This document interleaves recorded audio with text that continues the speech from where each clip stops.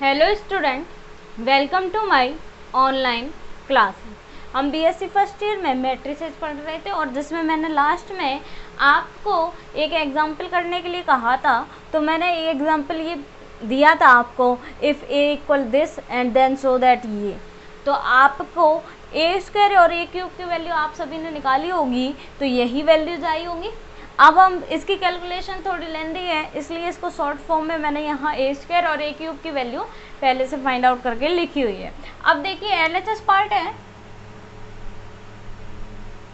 LHS है क्या, a cube minus 6a square plus 25a, इसी में तो रखना है। और इक्वल में हमें क्या लेके आना है, जीरो लेके आना है। इक्वल में हमें क्या लेके आना है, जीरो लेके आना है, माइनस 42i3।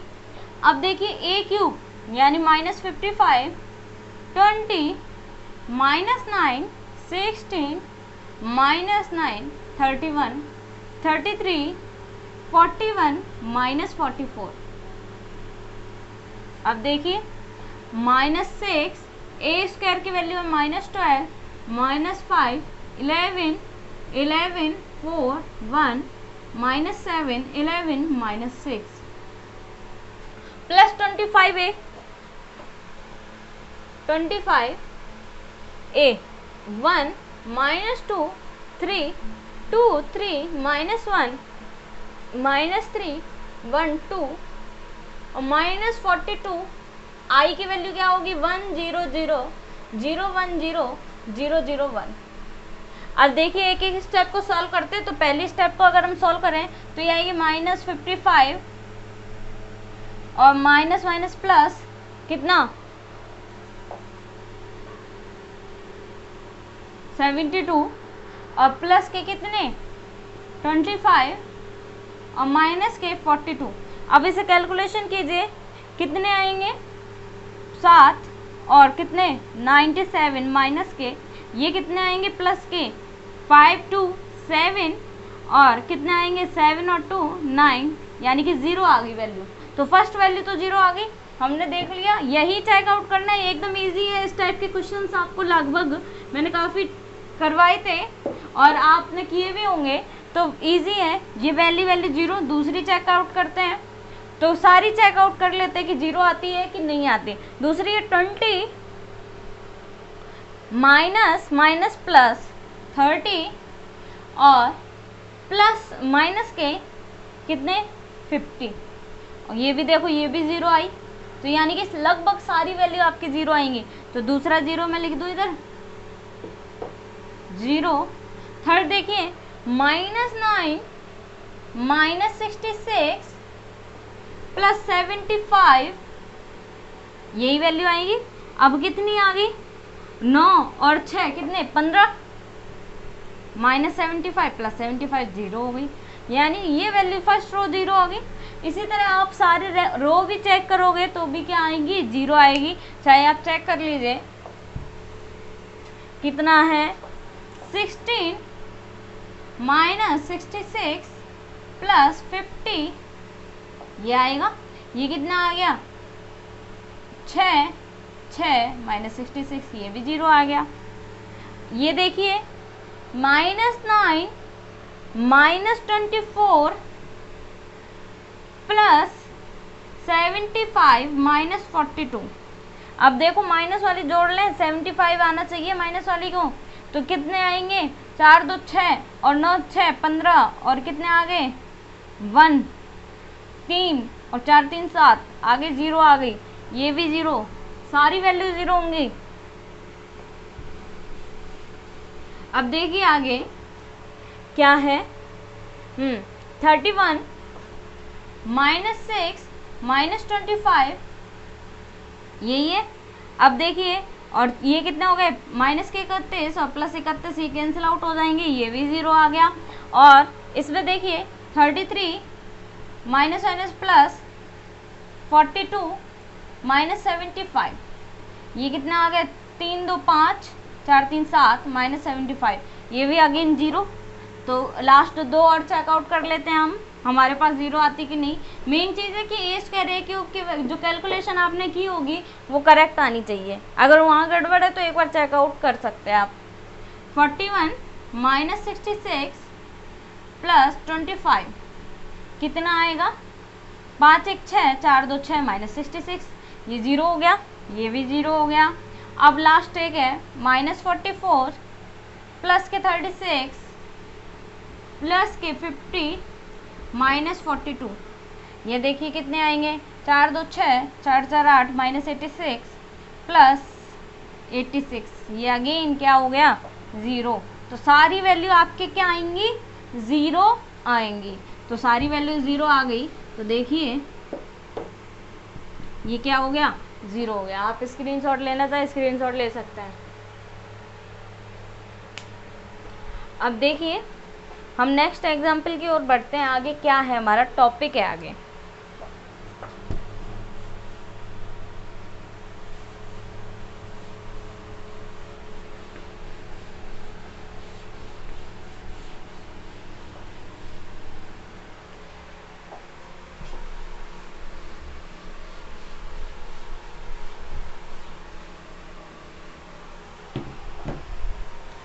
अगला है transpose of A matrix.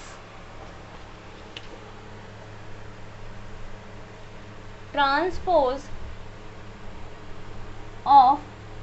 Matrix लिख दूं मैं केवल, ऑफ मैट्रिक्स। अब ट्रांसपोज मैट्रिक्स आपको परिवर्त मैट्रिक्स पढ़ाई हुई है, जिसने भी लास्ट वीडियो नहीं देखी देख ले, उसमें भी डिटेल बताया हुआ है और आपकी बुक में है तो सिलेबस में है, तो मैं दोबारा बताती हूँ। यहाँ डेफिनेशन इंग्लिश में आपको याद करना होगा, आप इंग्लिश में बेटर रहेगा आपके लिए, आप भूलोगे नहीं। और इंग्लिश में ये भी होता है कि आप बना के भी लिख सकते हो। तो क्या होगी डेफिनेशन सुनिए, let A given matrix, let A B A given matrix, be a given matrix, then the interchange of then the matrix obtained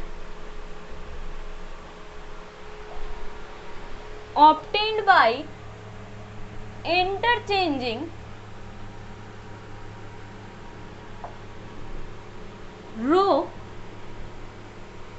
rose and columns. Row और कॉलम को आपस में इंटरचेंज कर दें। क्या बोला है, let A B A given matrix, A एक गिवन मैट्रिक्स हो गया आपको, then the matrix obtained by interchanging row and column.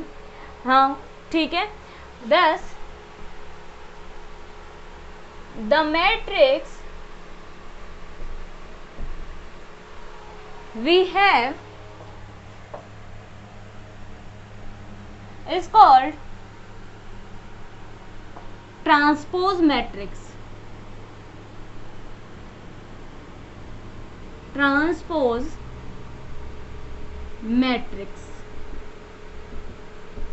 Transpose matrix कहलाती है। ट्रांसपोज मैट्रिक्स क्या है, let A B A given matrix, A कोई आपको गिवन मैट्रिक्स होगी, ऑलरेडी गिवन होगी, आपको इसमें कुछ नहीं लिखना है। Then the matrix obtained by interchanging row and column, rows and columns लिख दिए मैंने, यानी कि जितनी भी रो होंगी वो सारी कॉलम में चेंज होंगी और जो भी कॉलम होंगे उनको किस में चेंज करेंगे, रो में। दस द मैट्रिक्स वी हैव, जो हमारे पास फिर उसके बाद जो मैट्रिक्स निकल के आएगी उसको क्या कहेंगे, इज कॉल्ड ट्रांसपोज मैट्रिक्स। ये डेफिनेशन है, आप एक दो बार अगर बिना देखे भी आप पढ़ोगे तो आपको याद हो जाएगी। क्या है, let A B A given matrix, then क्या है, the matrix obtained by interchanging rows and columns. ठीक है, रो और कॉलम को इंटरचेंज किया, दस वी हैव द मैट्रिक्स जो हमारे पास होगी इज कॉल्ड ट्रांसपोज मैट्रिक्स। अब ट्रांसपोज मैट्रिक्स है and it is denoted by A का transpose, it denoted by A का ट्रांसपोज। अब ए का ट्रांसपोज है तो यानी कि ए हमें कोई मैट्रिक्स होगी। अब एक लाइन और मैं लिखाऊंगी आपको, देखना ए मैट्रिक्स है वो कैसी होगी, ए आई जे, और m क्रॉस n होगा, बट जो A का ट्रांसपोज होगा वो क्या होगा, AI से m क्रॉस n का ट्रांसपोज लगाएंगे हम। ट्रांसपोज इसी का तो होगा, A का ही तो होगा, A का ट्रांसपोज आएगा यानी कि A की वैल्यू। अब A का ट्रांसपोज निकालेंगे तो जो रो है वो किस में चेंज हो जाएगी, कॉलम्स में, J, और जो मतलब जो कॉलम है वो तो रो की जगह आगे, रो जो है वो कॉलम की चली जाएगी। और यहाँ पर ऑर्डर भी बताओ क्या होगा, ऑर्डर भी एक्सचेंज हो जाएगा। m तो यहाँ किसको शो कर रहा है, रो को शो कर रहा है कि कितनी रो है, और यहाँ ये किसको शो कर रहा है, कॉलम्स को शो कर रहा है। और यहाँ पर ये रो है, सिंगल रो, ये तो रोज है यानी कि जितनी रो होंगी उनको शो कर रहा है, और ये कॉलम्स को शो कर रहा है। ये केवल सिंगल रो और सिंगल कॉलम, यानी फर्स्ट एलिमेंट लिखेंगे तो 1 1, यानी एक रो एक कॉलम का एलिमेंट। तो AJI n क्रॉस m हो गया। ऑर्डर भी क्या होगा, इनका एक्सचेंज हो जाएगा। अगर ऑर्डर किसी मैट्रिक्स का m क्रॉस n है तो उसका जो ऑर्डर हो जाएगा वो n क्रॉस m हो जाएगा। क्या है, n क्रॉस m हो जाएगा। यानी कि दोबारा समझिए, let A be A given matrix होगी, then the matrix obtained by interchanging rows and columns, thus the matrix we have is called transpose matrix कहलाएगी।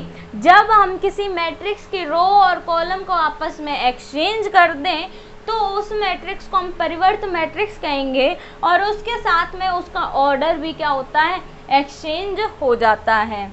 यानी कि ऑर्डर भी क्या होगा, एक्सचेंज हो जाएगा। और यहाँ पर i की वैल्यू 0 से स्टार्ट हो सकती है, 1 से स्टार्ट हो सकती है और m तक जा सकती है, और j की वैल्यू 1 से स्टार्ट हो गए n तक जा सकती है। वो इतना नोटेड जरूरी नहीं है।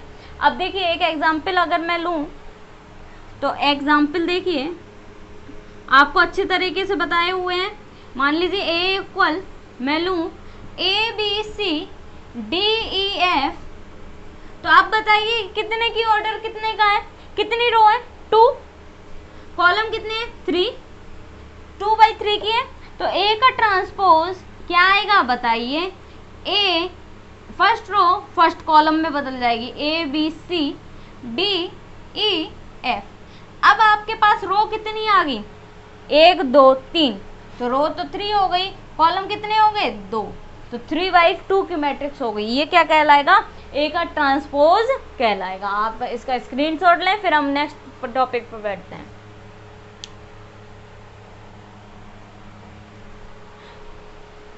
नेक्स्ट टॉपिक हमारे पास अच्छा टॉपिक है, इंपॉर्टेंट टॉपिक है, ऑर्थोगोनल मैट्रिक्स।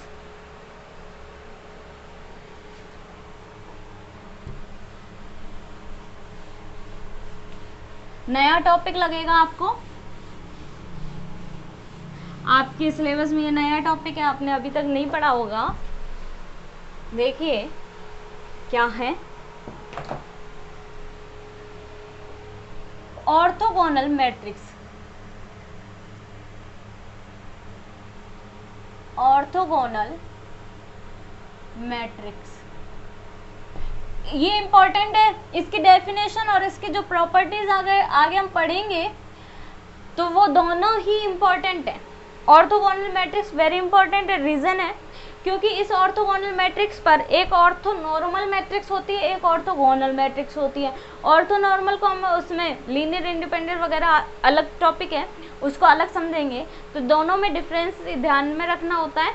और दूसरा, इसका यूज़ सीधे सीधे थ्योरम्स में किया जाता है, इसके जो प्रॉपर्टीज़ है उसका यूज़ होता है, और सेकंड इसका जो स्टेटमेंट है वो काम में आता है। तो देखिए डेफिनेशन क्या है, ऑर्थोगोनल मैट्रिक्स, और हिंदी में कहेंगे लाम्बिक मैट्रिक्स कहते हैं, लाम्बिक मैट्रिक्स।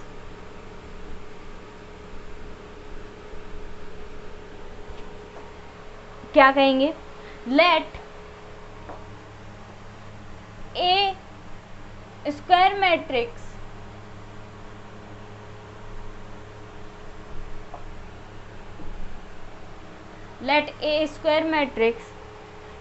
ऐसे लिखो, let A B A square matrix, तो इजी पड़ेगा।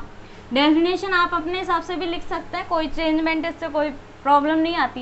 Late A B B A square matrix. Square matrix का मतलब वर्ग मैट्रिक्स, जिसमें रो और कॉलम दोनों कैसे हो, सेम हो। Square matrix and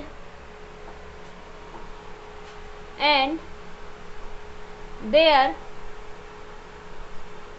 transpose A transpose, then the matrix A का ट्रांसपोज इक्वल I आ जाए। A का ट्रांसपोज क्या आ जाए, I आ जाए, या A का ट्रांसपोज A लिख दूं तो I आ जाए, तो ऐसी मैट्रिक्स क्या कहलाएगी, then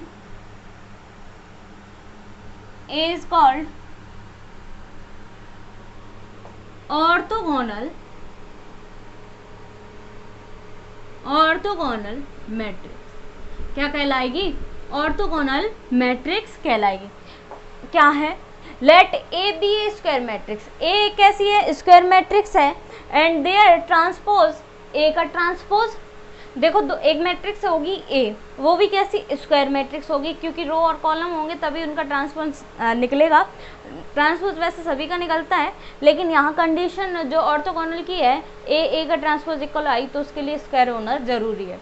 तो स्क्वायर मैट्रिक्स होगी ए और उसका ट्रांसपोज होगा ए का ट्रांसपोज, तो देन ए मल्टीप्लाई ए का ट्रांसपोज इक्वल क्या आ जाना चाहिए, आई आ जाए। क्या आ जाए, आई आ जाए। देन तब ए को हम कैसी मैट्रिक्स कहेंगे, ऑर्थोगोनल मैट्रिक्स कहेंगे। अब ऑर्थोगोनल मैट्रिक्स कहेंगे तो एक एग्जांपल लेते हैं। एक एग्जांपल है ए इक्वल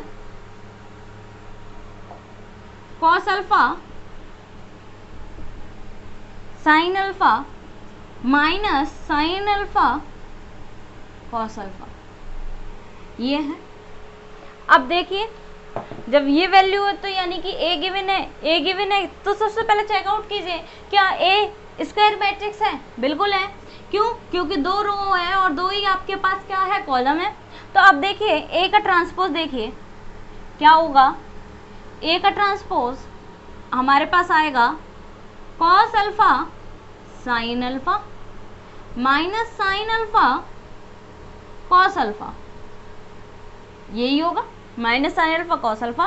तो अब हम क्या निकालेंगे, ए इंटू ए का ट्रांसपोज, ए क्या हुआ cos alpha sine alpha minus sine alpha cos alpha, ये अगेन क्या होगा कॉस अल्फा माइनस साइन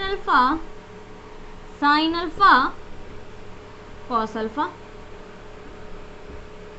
अब देखिए रो और कॉलम का आपस में मल्टीप्लाई करें, फर्स्ट रो फर्स्ट कॉलम के साथ मल्टीप्लाई होगी, देखिए क्या आएगा, कॉस स्क्वायर अल्फा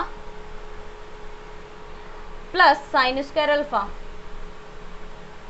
ये होगा minus cos alpha sine alpha और प्लस में कॉस अल्फा साइन अल्फा।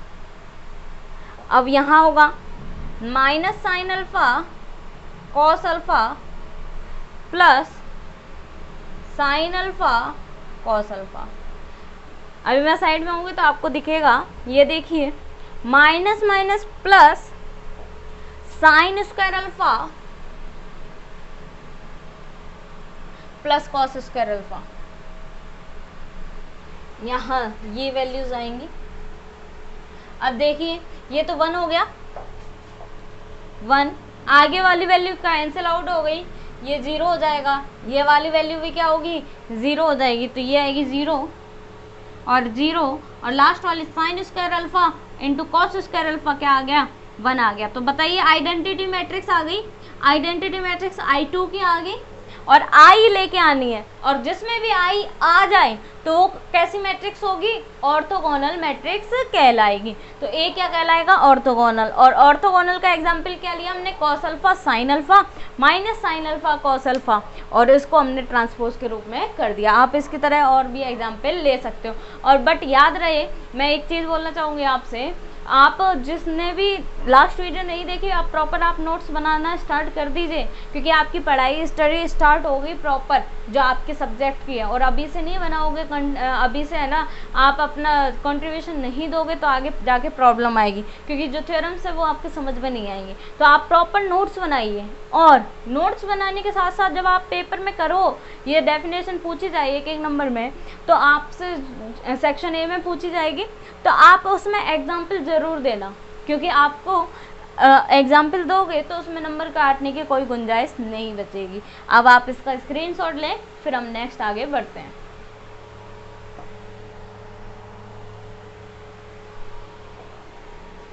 अब देखिए,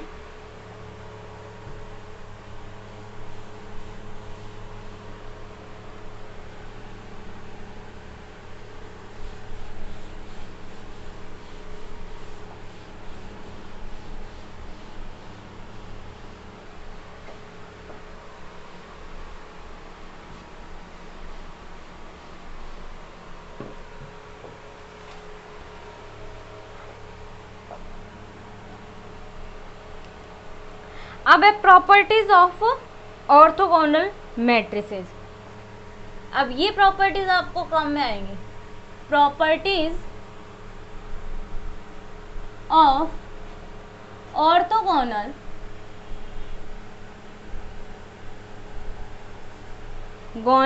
मैट्रिसेस।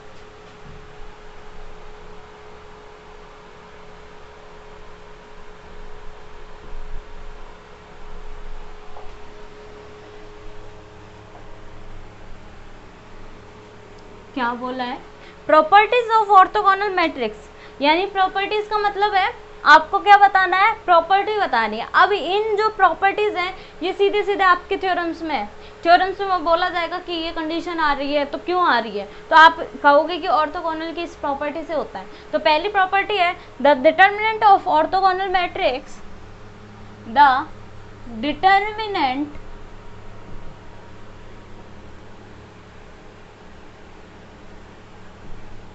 ऑफ, या द डिटर्मिनेंट वैल्यू भी लिख सकते हो, सारणिक मान जिसको हम बोलेंगे, the determinant of A orthogonal matrix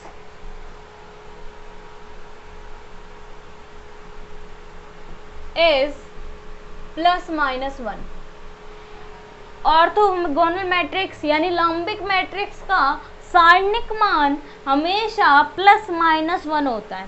क्या होता है, +-1 होता है, ठीक है, +-1 होता है। और सेकंड प्रॉपर्टी है if A and B are orthogonal, if A and B are orthogonal matrix, then AB and BA also orthogonal matrix, orthogonal matrix. ये दो कंडीशन आपको याद रखनी है। क्या फर्स्ट कंडीशन कह रहा है, the determinant of A orthogonal matrix, कोई भी डिटर्मिनेंट निकालोगे किसी भी ऑर्थोगोनल मैट्रिक्स का, वो हमेशा ± क्या होगा, 1 होगा, यानी किसी भी मैट्रिक्स की सारणिक मान कौन सी, बट कंडीशन होनी चाहिए उसमें ऑर्थोगोनल। और ऑर्थोगोनल होने के लिए कंडीशन क्या है, वो स्क्वायर मैट्रिक्स हो। तो स्क्वायर मैट्रिक्स और जो कि ऑर्थोगोनल होगी और उसकी जो डिटर्मिनेंट की वैल्यू आएगी वो हमेशा क्या होगी, +-1 रहेगी। फर्स्ट कंडीशन वेरी इंपॉर्टेंट है। और दूसरी कंडीशन है if A and B are orthogonal matrix, A कोई ऑर्थोगोनल है, ठीक है, ऑर्थोगोनल है, और इसी तरह B भी ऑर्थोगोनल है, तब ए बी का जो हम मल्टीप्लाई करें या बी ए निकालें, अब हो सकता है ये इक्वल हो और हो सकता है नहीं हो, ये कंडीशन आपको बताई हुई है। तब ये दोनों भी क्या होंगे, हमारे ऑर्थोगोनल प्रॉपर्टी को क्या करेंगे, शो आउट करेंगे। ये कंडीशन होना जरूरी है, ये हो जरूरी नहीं है, ये तो कंपलसरी नहीं है, लेकिन ये होना कंपलसरी है कि ए और बी का मल्टीप्लाई या बी ए का मल्टीप्लाई दोनों ही ऑर्थोगोनल होंगे। ये है प्रॉपर्टीज ऑफ ऑर्थोगोनल मैट्रिक्स। तो आज हमने क्या पढ़ा, एक तो हमने जो एग्जांपल था वो कंप्लीट किया, फिर ट्रांसपोज ऑफ ए मैट्रिक्स, और उसके बाद ऑर्थोगोनल मैट्रिक्स पढ़ी जो इम्पोर्टेंट थी, और ऑर्थोगोनल मैट्रिक्स की प्रॉपर्टीज पढ़ी। अब नेक्स्ट वीडियो में अदर टॉपिक पढ़ेंगे। Thank you so much.